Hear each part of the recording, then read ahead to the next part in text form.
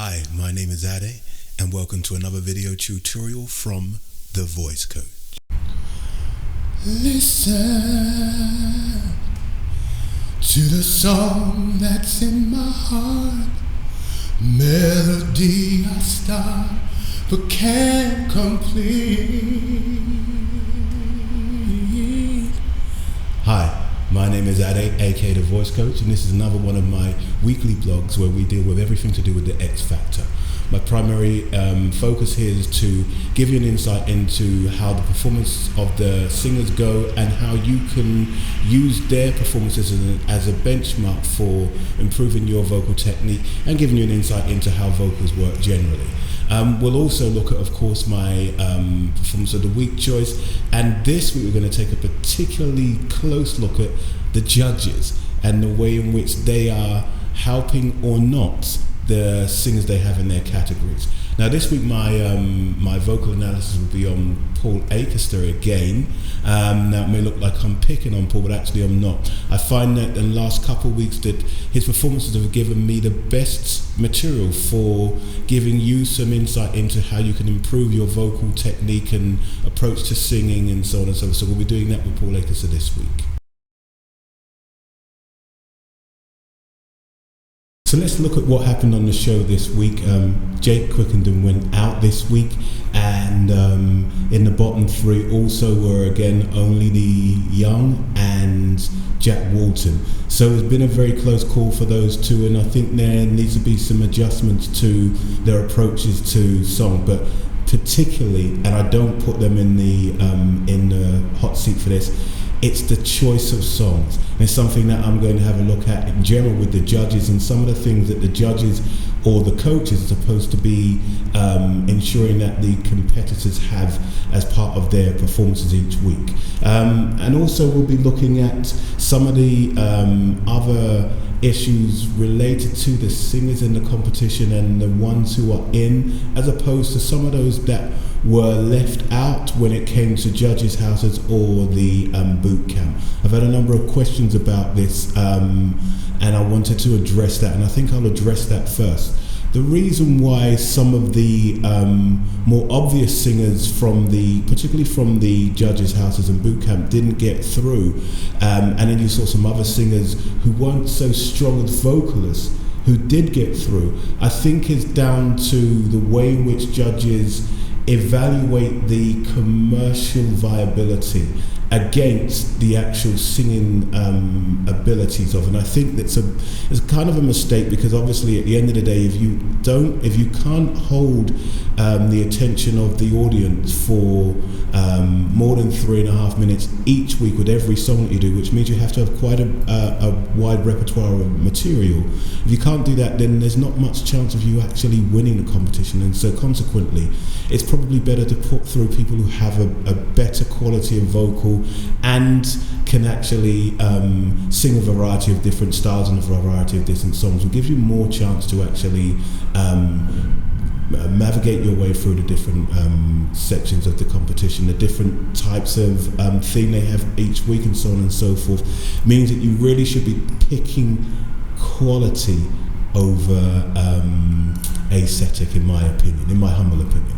So let's now move on to the judges and some of the things that they haven't addressed. And first of all, let me say this week, and again, I'm going in a little bit hard this week, so sorry if I offend anybody, but I have to say that some of the singing this week, the pitching, was really below acceptable standards. And again, I've had a lot of discussions with people who are very disappointed with the quality of vocal this year, and who can blame them? I mean, there were at least 4 different vocalists who sang good portions of their song off key, and it's really not good. And I think the judges have to take a lot of responsibility, because of course at the end of the day they've picked the singers. They should be preparing them for each performance that they do, and they should be making sure that they actually are singing the song to the best of their ability, which means that if they're not getting it right, you stick with them and make sure they are getting it right. I think it's their responsibility to do that. In one case, Cheryl sent Lola Saunders off for a styling session. when what she really should have been doing is making sure that her singing is right. The styling can come later. Let's get her through the competition based on her voice, not on the way that she looks. And of course, Cheryl's not the only one. And we should also look at, again, I said in most cases, the choice of song that the judges are having these singers sing. Now this week we had the thing which was songs from movies, and there are literally thousands to choose from, and I guess within the last 5 years, hundreds to choose from that could have been so much better than the ones that they chose for them. I think only 2 people got their choices right this week, and one of them was Fleur East, and she had a really good song and gave a good performance. But in general, the song choices, and I have to hold the judges accountable, because at the end of the day, regardless of what the singer says, even if the song choice that you got for them in the first place is wrong and they choose one that's wrong, you should find one between you that suits. One should always be looking at the content of the song, the range of the song, and the characteristics of the singers, so that the song matches and showcases the best qualities of the singers. If you're not doing that, then of course it's not really giving the singers the best chance to display what they can do and navigate their way through the competition. So I think the judges really have to stand up and be counted and start to really think about the song choices that they're making.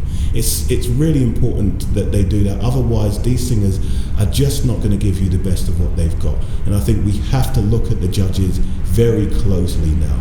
And I think I might even have to start doing a judge of the week, whether the best judge or the worst judge, based on things like song choices, stage set, styling, and so on and so forth. So judges, look out, I'm coming for you.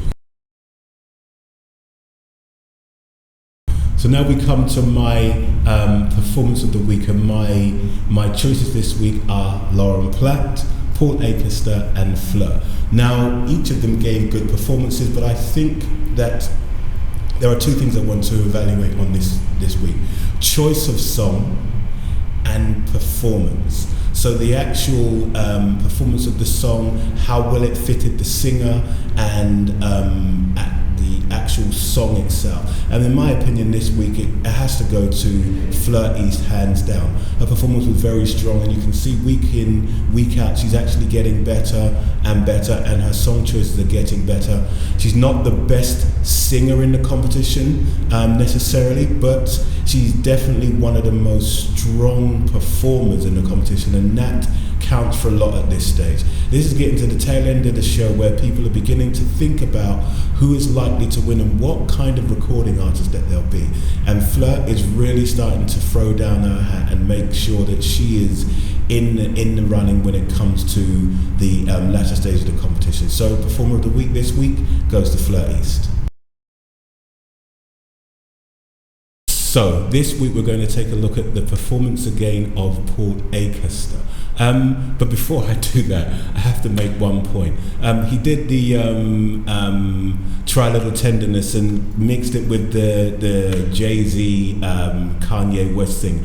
And at the end of the performance, Mel or Scary Spice turned around and said, "He's my little white Jay-Z." Little white Jay-Z? Come on, son. You know you went for that, man. Why would you say something like that? White Jay-Z.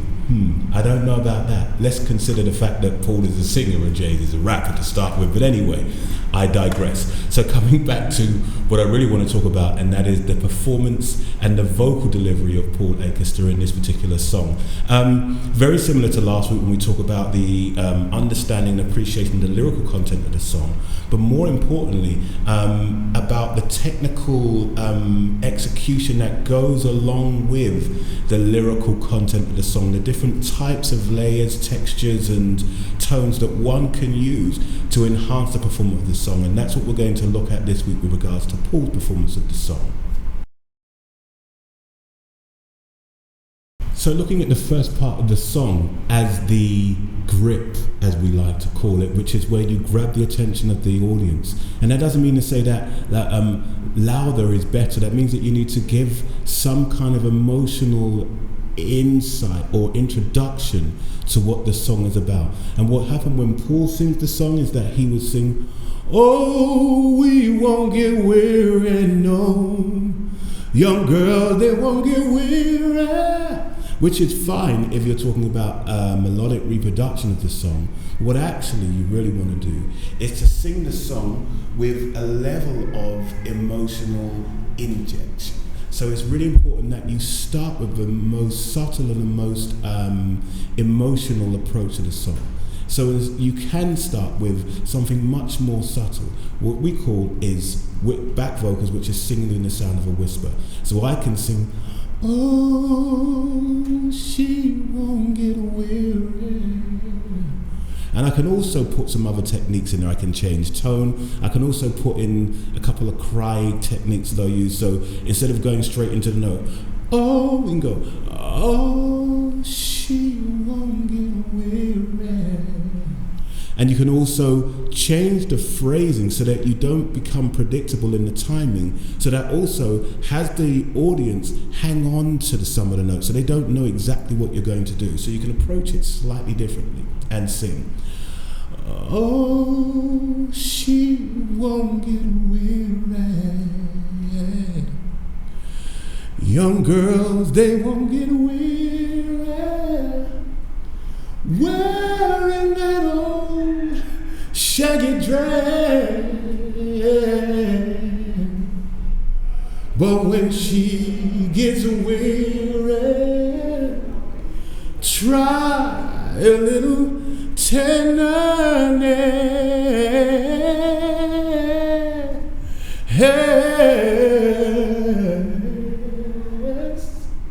And you can put some little inflections on it, give it some layering, give it intention, give it emotion, make it feel like it means something, and then you go into the song, then you give it some dynamics and some power, but grab the attention of the people first.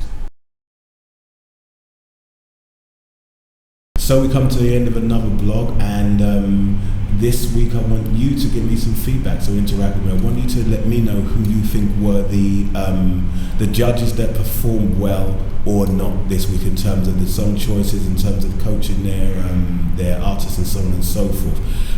Remember that you can find out more about my vocal techniques and about purchasing my tutorials and all that kind of stuff on the website below me here. You can also follow me on the social platforms, YouTube, Facebook, Twitter. And remember, of course, please share this with all of your social platforms, and look forward to seeing you next week for another version of the X Factor blog from me, the voice coach. Thank you very much.